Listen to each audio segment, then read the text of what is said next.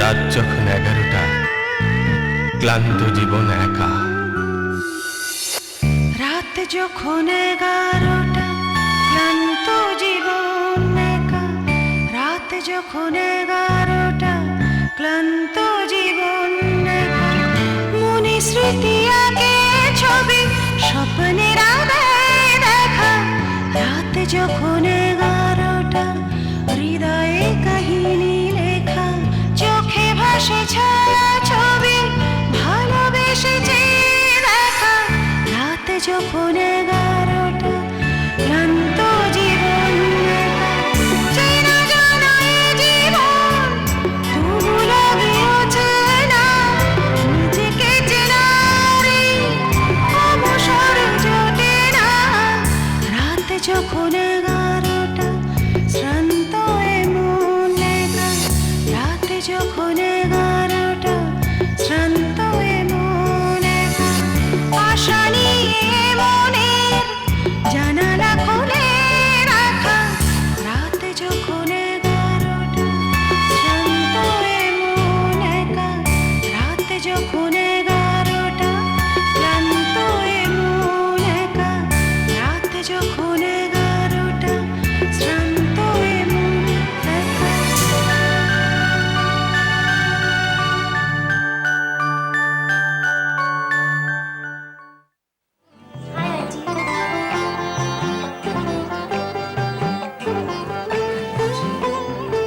My little darling.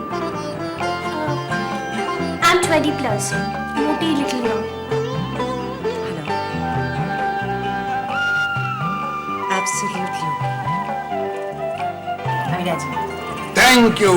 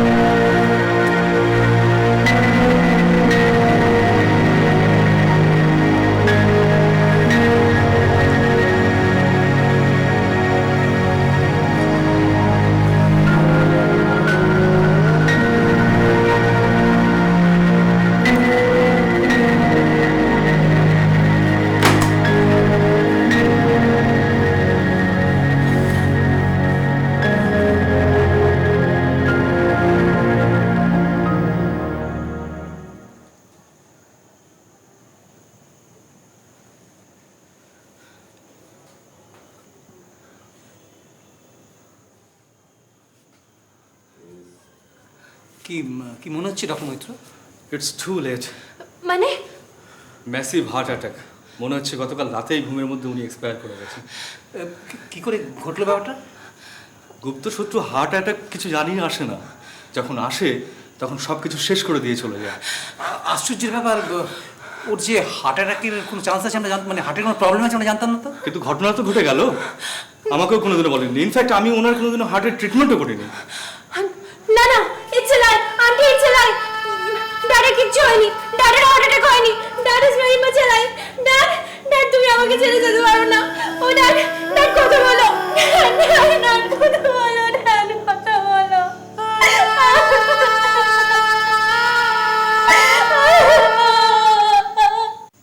আচ্ছা, ব্যাপারটা প্রথমে কে লক্ষ্য করেছিল? আমি তো শুনলাম বিভু সকালে বেডটিটা দিতে গিয়ে প্রথম নোটিশ করেছে। আপনাকে কল দিতে দেরি করেনি? না, আগে এলেও বিশেষ লাভ হতো না, কারণ যা ঘটার তা তো কাল রাতেই ঘটে গিয়েছে। Really sad. মেয়েটার মাও নেই, বাবাও চলে গেল। হ্যাঁ, এখন আমাকেই দেখাশোনা করতে হবে। দায়িত্ব এড়িয়ে গেলে তো চলবে না। আর তাছাড়া রাত্রি আমার মেয়ের মতো, জানেন। এছাড়া নিলয়ের আমি তো আলাদা ছিলাম না। So nice of you, so nice of you. আচ্ছা, রাত্রি যাকে আন্টি বলে ডাকছিল ওকে তো ঠিক চিনলাম না। মানে এর আগে তো কখনো এই বাড়িতে ওকে দেখিনি। হ্যাঁ, ও হচ্ছে রক্তিমা। ও হচ্ছে রাত্রির গভর্নেন্স। ও, মানে বন্ধু হিসেবে থাকে, ওকে কোম্পানি দেয় ইত্যাদি। খুব ভালো, খুবই ভালো। মেয়েটা বড় একা, আর এখন তো আরও একা হয়ে গেল। হ্যাঁ, এখন আমাকেই দেখাশোনা করতে হবে। একটা কথা, রাত্রিকে আমি খুব ছোটবেলা থেকেই চিনি। ওর যে কোনো অসুস্থতায় আমি ওর চিকিৎসা করি। যেহেতু এখন থেকে আপনারা ওর অভিভাবক হচ্ছেন, তাই একটা কথা আপনাদের জানিয়ে রাখা ভীষণ প্রয়োজন। বলুন না, কি বলুন। রাত্রি খুব ছোটবেলায় ওর মায়ের অ্যাক্সিডেন্টের মৃত্যুটা নিজের চোখে দেখেছিল। সেই দৃশ্যটা দেখার পরে ওর শিশু মনে মস্তিষ্কে একটা বড় আঘাত আসে, যার ফলে ও মানসিক ভারসাম্য হারিয়ে যায়। যদিও এখন আমার চিকিৎসায় ও অনেকটা সুস্থ, কিন্তু এরকম কোনো ঘটনা বা দৃশ্যের যদি পুনরাবৃত্তি ঘটে তাহলে হয়তো আবার মানসিক ভারসাম্য হারিয়ে ফেলবে। তাই আমি বলছিলাম আপনারা একটু সতর্কভাবে ওকে নজরে রাখবেন, কারণ it's a big risk two রাত্রি। ডক্টর মৈত্র, আপনি কথাটা বলে না খুব ভালো করেছেন, জানেন। মানে আমরা নিশ্চয়ই আপনার অ্যাডভাইস মেনে চলব। একটা কথা আপনাকে বলতে ভুলে গেছি, মানে বলতে খারাপ লাগছে, কিন্তু ফর্ম্যালিটিস তো মানতেই হবে। মানে বলছিলাম কি, ওই নিলয়ের ডেথ সার্টিফিকেট। ও হ্যাঁ হ্যাঁ, ওটা আমি এখনই লিখে দিচ্ছি। Just minute, just minute. Thank you.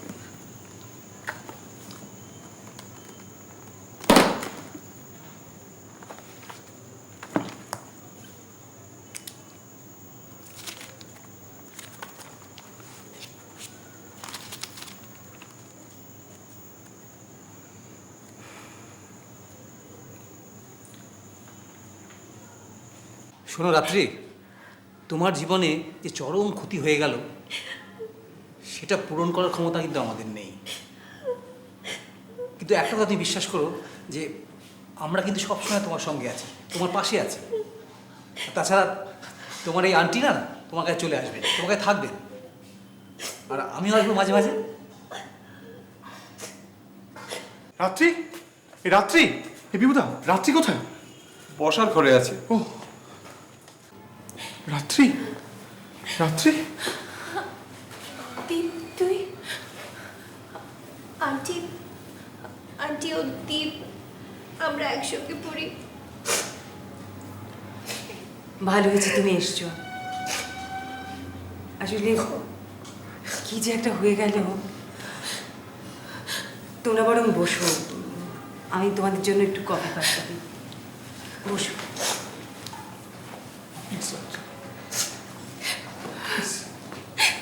আমি কলেজে গিয়ে খবরটা পেলাম, একদম বিশ্বাস হচ্ছিল, জানিস, একদম বিশ্বাস হচ্ছিল।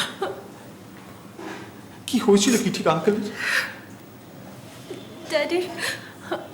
ড্যাডির ম্যাসিভ হার্ট অ্যাটাক হয়েছিল রে। ও শিট।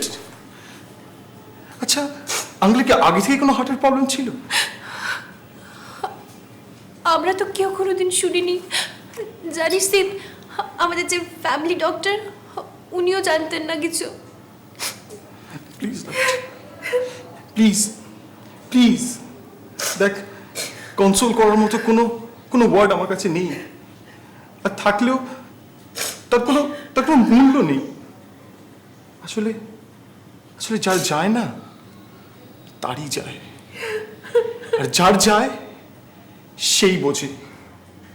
প্লিজ রাত্রি, please please control yourself. Cheers.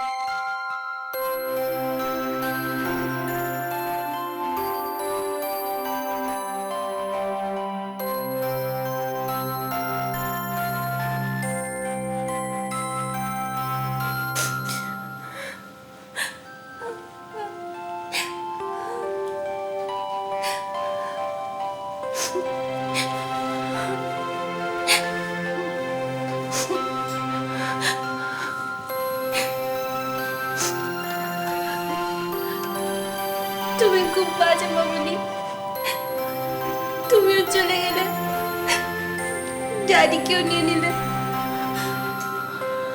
আর রাত্রি রাত্রি শুধু একা রয়ে গেল।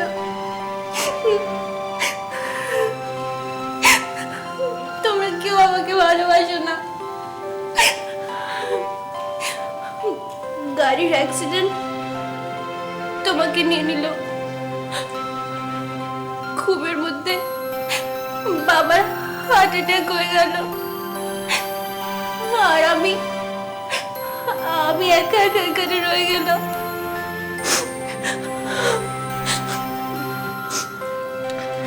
জানিস রাত্রির কেউ নেই রে, রাত্রিকে কেউ ভালোবাসে না, আমি শুধু একা, আমার কেউ নেই, আমার কেউ নেই। ড্যাডি, মামনি প্লিজ চলে এসো, মামনি, ড্যাডি প্লিজ চলে এসো।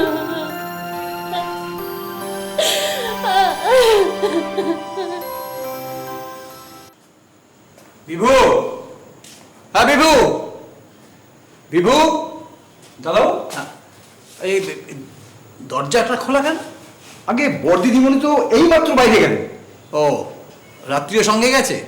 আগে না, দিদিমণি তো নিজের ঘরেই আছে। ও শোনো, তুমি একটা কাজ করবে, তুমি এই মোড়ের মধ্যে একটা চাইনিজ দোকান আছে না হ্যাঁ। খাবারের, হ্যাঁ আমি পয়সা দিচ্ছি, তুমি একটু চিলি চিকেন, হ্যাঁ, এই ফ্রাইড রাইস একটু নিয়ে এসো তো। আগে আমি বলছিলাম যে আমি তো বাড়িতে সকলের জন্যই রান্না করেছি। যা বলছি শোনো না, যাও। আর শোনো, হ্যাঁ, কোথায় গেছেন বা কখন ফিরবেন বলে গেছেন দিদিমণি? বললেন তো একবার স্কুলে যাবেন আর ফিরতে একটু দেরি হবে। ও যাও যাও, নিয়ে এসো দাও। দরজাটা আমি করে দেবো, তুমি যাও না, যাও।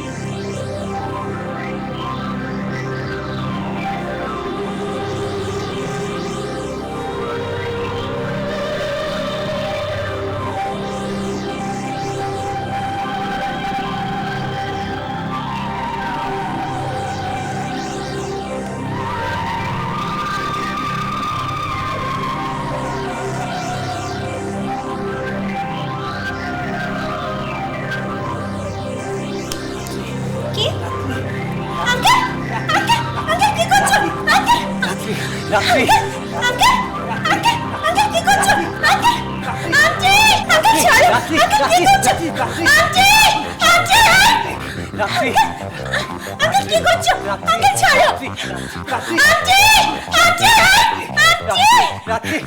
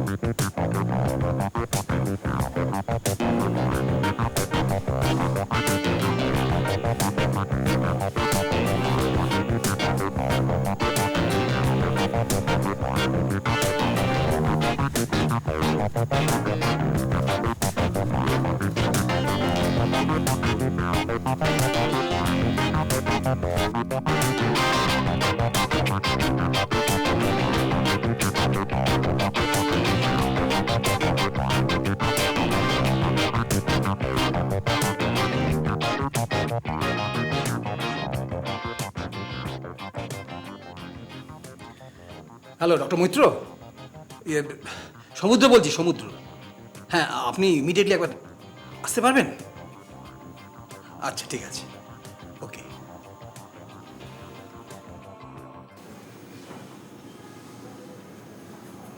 কি বুঝলেন ডাক্তারবাবু? কি হয়েছে কি রাত্রির?